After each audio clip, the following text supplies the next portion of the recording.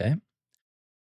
Hello, everybody. Welcome back to Just Code It. Today, we're going to be taking a look at vector stores in LangChain.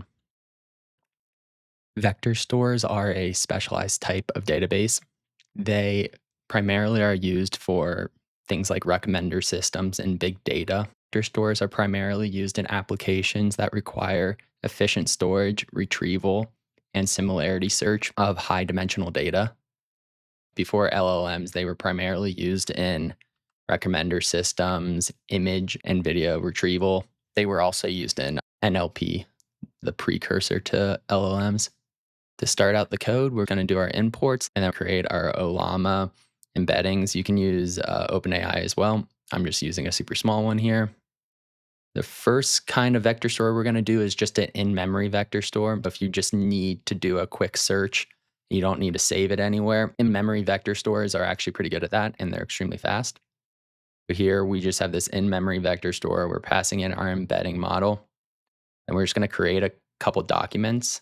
We're going to do page content and metadata, and then we're going to define a source. After creating the vector store, we're going to create some documents. We're going to take this from LangChain core documents and then document. We're just going to manually define two right now. And then we're going to add some metadata, make a list with them, and then add them to the vector store. After creating the list, there is one of two ways that you can then add them to the vector store. You can either do it with IDs or without IDs. It's a good practice to use IDs. It just makes it easier to update and move around the documents once you've created them. After that, we're going to delete the document. So it's just vector store delete, and then you grab it by the ID. We'll do a similarity search with vector store dot similarity search, the query, aka the question. Then K is how many responses you want it to look at. To perform a similarity search, we're going to define our query, aka our question, and then do vector store similarity search, pass it the query, and then K, which is the number of documents we want it to return. If we just go ahead and run this, you can see it's pretty fast. I believe it looks a little bit better if you take it out of that. Yeah, so you can see the document ID 1. Next, we're going to move on to vector stores that are a bit more prevalent because you're able to persist the data. To illustrate these, we're going to load in a PDF and then use that PyPDF loader to parse it. Here we are loading that document, and then we're just going to take page number 4 and print it. After creating all these docs, we then wanted to define our text splitter, which is going to split up the text, and we're going to use the recursive character text splitter with a chunk size of 500 and an overlap of 100. Then off of that text splitter, we're going to split documents and pass it our documents. And then we're going to assign that to documents. We're then going to print the length and then print the fourth document. So the length will be how many chunks or how many entries in the database we're about to do. We made 138 chunks, and as you can see, the metadata is the PDF name. After loading, splitting, and then chunking all the PDF, we're going to move on to creating these vector stores. We're going to work with two primarily today, but LangChain has a lot of different vector stores that you can use. These are easy to run locally, but also run on service providers. I like using them because it makes it a bit easier to do local development. To start, we're going to take a look at Chroma. Chroma is a bit easier to work with, but it's not as performant as Phase, but to each their own. We're going to define our vector store using LangChain Chroma. This is a pip install. I'll pip install LangChain, and then not the underscore, the dash. We're going to create a collection name called the Constitution. We're going to give it our embedding model and then persist the data. That will save this database to that folder at the root directory where this file is being run. Here we're going to create all of our document IDs by looping over those 138 documents and creating a string of the IDs counting up. Nothing fancy. From there, we take that vector store like we did previously, add the documents, and pass the IDs. The nice thing about Chroma is it actually uses an SQLite database. So you're able to open this up in any database management solution, and you can see the vectors, the full text search, and all the chunks. That can be useful if you're having issues and want to work with debugging some things. Now, after creating it, we're going to try updating this vector store. This can be useful if you have some documents in your vector store and you're either going to delete them or replace them with other documents if you're uploading more. The way that we're going to update this vector store is by using the update documents method.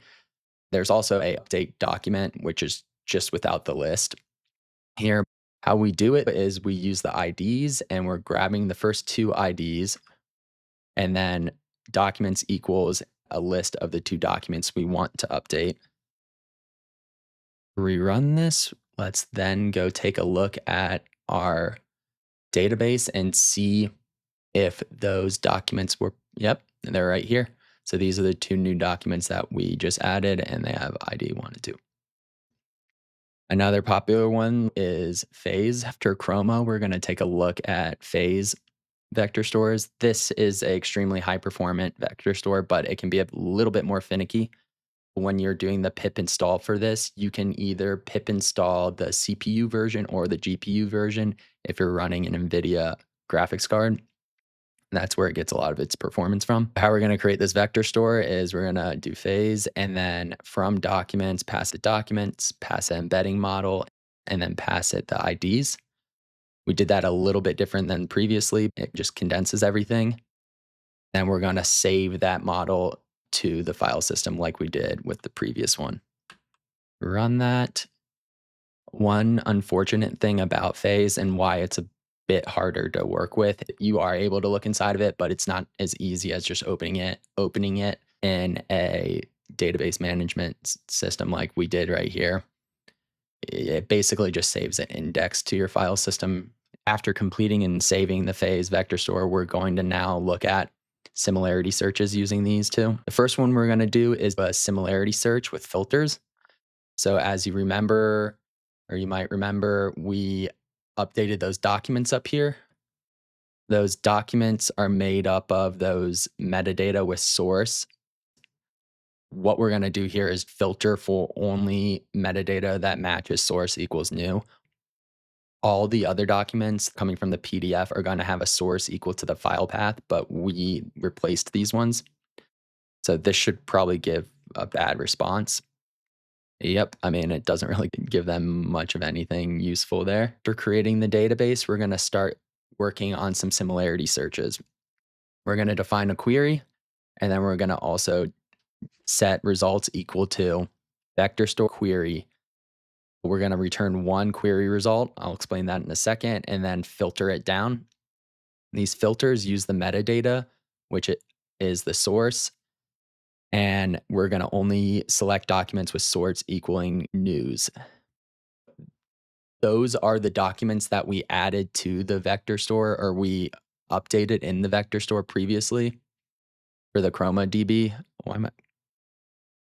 Oh, here it is. Yeah. These updates, really, it will only get back two results no matter what. And it will just select, if I put K equals 4, it would just return the highest result 4 times. I'll actually show that as well. So let's actually, I think that's probably better to see at first. Here, K equals 4, but there's only going to be 2. It will just return the same one each time, the highest result, but it will still return 4. That's kind of an important thing to note if you're working with smaller data sets. After doing a similarity search, we're going to do a similarity search by vectors. We're going to vectorize that query and compare it directly to the vectors in the other query. In the back end, it's already doing this. When it does this similarity search, it's going to take this query, run this function on it, and then pass it in. If you, for some reason, got a vector back from a process, you don't need to go through the process of converting it back into text and then back into a vector again. You can save a step and just pass the vector straight into the querying. You can see it actually is giving some useful stuff back. Finally, we're just going to throw this all together at the end here and use what we just created to then create a prompt, pass it into a prompt template, and then invoke a Olama chat. and answer a question. We're going to import prompt template, create our LLM, and run this again for old time's sake. We're using the Phase database. After we create that LLM, we're going to get the context results from the similarity search. We're just going to return 4, then define a prompt template. In the prompt template, we're going to take 2 input variables, which are the context and the query.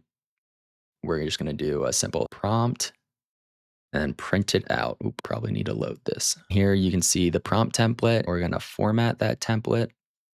This is the formatted template with the similarity context already put in there. Now we're going to pass the whole prompt to our LLM, and it should give us a result. Here we go. These are the results. That is it for vector stores. I hope you enjoyed today's video, and I'll see you next time.